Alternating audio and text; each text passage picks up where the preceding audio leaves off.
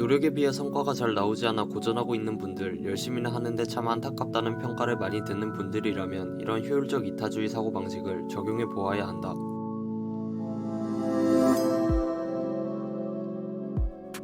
효율성이라는 단어를 들으면 어떤 이미지가 떠오르는가? 한정된 자원으로 최대한의 성과를 끌어내려 복잡한 설계를 하는 엔지니어의 이미지처럼 대부분 계산적이고 이과적인 이미지가 떠오를 것이다. 하지만 이 책의 주제는 의외로 남을 돕는 것, 특히 기부에 관련된 내용이다. 남을 돕는데 효율적이고 합리적인 판단을 하는 게 과연 중요할까? 남을 돕고자 하는, 듣기만 해도 마음이 따뜻해지는 그런 진심이 전해지는 것이 제일 중요한 게 아닐까? 물론 맞는 말이다. 하지만 이 책의 저자는 이 문제에 관해 조금 다르게 접근한다. 이 책을 읽으면서 기부와 선행에 대한 저자의 생각과 그것을 어떻게 적용해볼지 생각해보자. 위 그래프를 보면 세계 빈부격차가 얼마나 심한지 알 수 있다. 상위 20%까지 대부분을 차지하고 있고 소수의 최상위 소득층, 소수의 최하위 소득층으로 이루어져 있다. 하위 20%에 해당하는 12억 2천만 명의 하루 수입은 1.5달러 미만이다. 같은 1달러가 있어도 우리에게는 단지 초코바 하나 사 먹을 돈이지만 극빈층에게는 하루 먹고 살 수 있는 돈이라는 것이다. 경제학자들이 실시한 소득과 주관적 안정감의 연구에서 조사 대상자들에게 자기의 삶에 만족하는 정도를 0에서 10까지의 점수로 나누어 보라고 하였다. 여기서 그들은 한 가지 사실을 발견했는데 소득이 2배 늘어날 때 증가하는 주관적 안정감의 폭은 늘 같다는 것이다. 연소득 1000달러의 사람이 1000달러를 더 받았을 때와 8만 달러인 사람이 8만 달러를 더 받았을 때 증가하는 주관적 안정감의 폭이 똑같다는 것이다. 이를 이론적으로 계산해보면 똑같은 금액으로 선진국의 일반인보다 가난한 나라의 극빈층에게 100배 정도의 더 많은 편익을 제공할 수 있다. 기부를 해야 한다는 저자의 주장에 어떤 사람들은 내 명분은 옳고 남의 명분은 귀중한 자원의 낭비라고 본다. 한 사람이 얻는 이득을 다른 사람이 얻는 이득과 저울질하는 것은 불가능하다며 어떤 명분이 효율적인지 따져보는 게 비윤리적이라고 생각한다. 하지만 조금만 생각해봐도 이 주장을 틀렸다는 것을 알 수 있다. 우리가 먹는 디저트 한 조각이 사람 목숨보다 귀중한 일은 아니니까. 100만 명의 목숨을 구하는 행위와 10명의 목숨을 구하는 것은 엄청난 차이이지 않은가. 물론 누군가를 돕는다는 것은 전적으로 자기 자신이 선택하는 일이다. 누군가를 돕는 것에 대한 동기도 사실 궁극적으로는 자기 만족에서 나오는 것이다. 하지만 나에게는 별것 아닌 돈이지만 별것 아닌 행동이지만 그것이 없어서 생과 사를 넘나드는 사람들도 분명 있을 것이고 그들을 생각해 자신의 편익을 조금 포기하는 모든 사람들이 멋있다고 생각한다. 좋은 마음이 좋은 결과를 낳으려면 적어도 기부에 있어서는 공리주의적 관점을 가져야 한다. 공리주의란 최대 다수의 최대 행복 실현을 윤리적 행위의 목적이라고 보는 사상이다. 같은 돈과 노력을 투입해도 효율성에 따라 차이가 나고 그 조금의 차이가 최빈국 사람들에게는 몇 사람의 목숨을 살릴 수 있다. 즉 가장 도움이 많이 필요한 사람에게 가장 많은 도움을 전달해야 한다고 저자는 생각한다. 가장 많은 사람들에게 가장 효율적으로 도움을 전달하는 것이 효율적 이타주의이다. 저자는 다음 5가지 기준을 통해 효율적으로 최대의 선을 행할 수 있는지 판단한다. 첫째는 얼마나 많은 사람들에게 얼마나 큰 혜택이 제공되는가이다. 1994년 4월 르완다 대통령이 암살된 후 극단주의자들이 수십만 명의 투치족을 학살할 당시 적십자 병원에서 근무하고 있었던 제임스 오르빈스키는 밀려드는 모든 부상자를 구할 수 없었다. 그는 선택의 기로에 놓였다. 누구를 구하고 누구를 죽게 내버려둘 것인가. 그는 우선순위를 매겨 부상자들을 분류했다.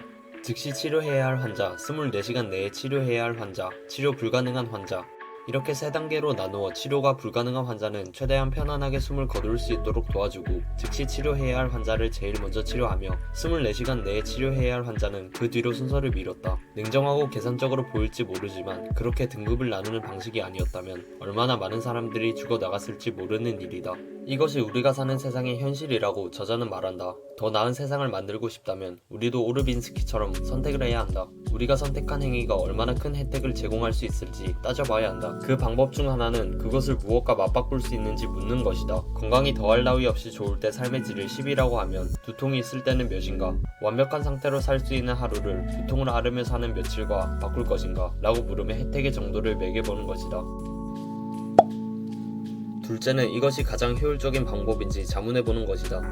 당신이 불타는 건물로 뛰어들어 문을 부수고 들어가 연기와 불꽃을 헤치고 무사히 한 사람을 구했다면 평생 잊지 못할 기억으로 남을 것이다. 그런데 우리가 그보다 훨씬 더 큰 선행을 할 수 있다면 어떨까? 소득 분포의 상위권에 위치해 있는 사람이라면 소득의 1-20%를 기부하는 것으로 매년 10명 정도의 목숨을 구할 수 있다. 물론 둘 다 의미 있는 일이지만 효율성과 공리주의적으로 해석한다면 후자가 더 의미 있고 안전한 방법이다. 최고의 보건 및 교육 프로그램은 그럭저럭 좋은 프로그램보다 수백 배 더 큰 효과를 거둔다. 대표적인 사례가 천연두 근절이다. 빅토르 지다노프는 1958년 소비에트 연방의 보건부 부장관이었는데 그 누구도 천연두 근절이 가능하리라고 생각지 못했을 때 천연두는 인간에게만 나타나는 질병이므로 말라리아보다 퇴치하기 쉽고 소련의 경우 광대한 영토와 열악한 수송망에도 불구하고 천연두를 성공적으로 퇴치하고 있다며 10년 내로 천연두를 뿌리 뽑을 수 있다고 대담하게 공언했다. 그가 나서지 않았더라도 언젠가는 누군가가 나서서 박멸 운동을 전개했을 것이지만 그가 적어도 천연두 근절을 10년 앞당겼다고 가정해 보았을 때 그가 구한 목숨의 수는 1000에서 2000만이다. 이는 30년 동안 전쟁 없는 세계 평화를 이룬 것이나 맞먹는 업적이다. 진정한 선행은 정말 효율적이다. 셋째는 방치되고 있는 분야는 없는지 확인하는 것이다. 질병 퇴치 사업보다 재해 구호에 훨씬 더 많은 기부금이 몰린다. 그 이유는 재해가 일어날 때마다 뉴스나 매스컴에서 이를 보도해 사람들이 많이 접하고 사람들은 많이 접하는 정보를 중요하다고 생각하는 착각을 범한다. 질병으로 죽는 사람의 수와 재해로 인해 죽는 사람의 수를 비교해서 판단하는 것이 아니라 자신에게 익숙하고 얼마나 그 정보가 잘 떠오르느냐에 따라 중요도를 판단한다. 기부금이 대거 몰린다는 바로 그 이유로 기부금을 효율적으로 쓰지 못하는 재해 구호단체가 많다. 말라리아 등 개발도상국에 만연한 질병은 암에 비해 자금 지원 규모가 훨씬 작다. 따라서 암 치료보다 말라리아 치료에 기부하면 더 큰 영향을 끼칠 수 있다. 많은 사람들이 모이는 분야에 같이 동참하는 것보다 그 누구도 관심을 가지지 않고 지원이 빈약한 분야에 도움을 준다면 더 큰 영향을 끼칠 수 있다. 넷째는 그렇게 하지 않았다면 어떻게 되었을까 추측해보는 것이다. 한 여성이 심장마비로 쓰러지는 장면을 목격했다고 치자 마침 주위에 아무도 없어 당신이 그녀에게 달려가 심폐소생술을 시도했고 다행히 그 여성은 의식을 되찾고 목숨을 건졌다.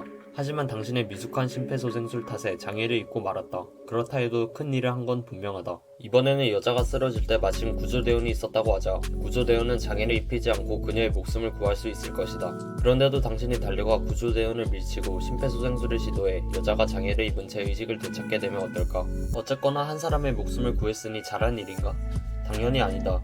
당신의 행위 덕분에 얻은 직접적인 혜택이 선행 여부를 결정하는 게 아니다. 그보다는 그 행위로 인해 빚어진 결과가 선행 여부를 결정한다. 사실에 반대되는 가정을 세워 문제에 달리 접근했을 경우 어떤 결과가 도출될지 가늠하는 것은 과학적 추론의 핵심이다. 하지만 유독 선행과 이타주의에 관해서는 이런 사실을 경시하는 풍조가 만연하다. 이는 자칫하면 되돌릴 수 없는 끔찍한 결과를 낳을 수도 있다는 것을 명심하자. 다섯 번째는 성공 가능성은 어느 정도이고 성공했을 때의 효과는 어느 정도인지 판단해보는 것이다. 투표, 정계 진출, 사회 변혁 캠페인, 세계적 재앙 위험 완화 등 성공 가능성은 낮지만 성공할 경우 그 영향이 워낙 커 효율을 극대화할 수 있는 활동들도 있다. 하지만 반대로 우리가 좋은 행동이라고 여기는 것들 중에서 성공했을 때의 효과가 투입되는 노력에 비해 미미한 경우도 정말 많다. 예를 들어 공정무역의 경우 공정무역 제품을 통해 실제로 농부들의 수중에 떨어지는 건 극히 일부이다. 그리고 공정무역 인증 기준은 상당히 까다로워 정말로 가난한 나라의 농부들은 이 기준을 충족시키기 어렵다. 상대적으로 부유한 나라의 공정무역 상품을 사는 것보다 최빈국의 비공정 무역 상품을 사는 것이 더 효과적일 수 있다. 온실가스 감축을 위해 널리 보급된 방법 역시 대다수는 그다지 효과가 없다. 휴대폰 충전기를 1년 내내 꽂아두는 것보다 뜨거운 물로 목욕 한번 하는 게 탄소 발자국을 더 늘리고 비닐봉지를 전혀 쓰지 않아도 연간 감축되는 온실가스 배출량은 0.4%에 불과하다. 현지 생산 식품을 구매하는 행위도 마찬가지이다. 식품 생산에서 운송 과정의 탄소 발자국은 10%밖에 되지 않는다. 지금까지 효율적 이타주의의 5가지 사고방식을 알아보았다. 나는 이 사고방식이 선행 기부에만 적용 가능한 것이 아니라 투입한 노력이 걸맞는 결과를 얻기 위한 필수적인 사고방식이라고 생각한다. 이를 더 일반화하면 다음과 같다. 첫째, 분류를 통해 가장 필요한 부분에 노력을 투입하는 것. 둘째, 이 방법이 가장 효율적인지 자문해보는 것. 셋째, 빠뜨리고 있는 부분은 없는지 확인하는 것. 넷째, 이 선택을 하지 않았더라면 어떻게 됐을지 추측해보는 것. 다섯 번째, 성공 가능성과 성공했을 때 그만한 가치가 있는지 판단할 것. 노력에 비해 성과가 잘 나오지 않아 고전하고 있는 분들, 열심히는 하는데 참 안타깝다는 평가를 많이 듣는 분이라면 이런 효율적 이타주의 사고방식을 적용해보아야 할 것이다. 많은 것들을 포기하며 노력해 이루어낸 결과물이 노력에 비해 보잘것 없다면 그건 너무 잔혹하지 않은가.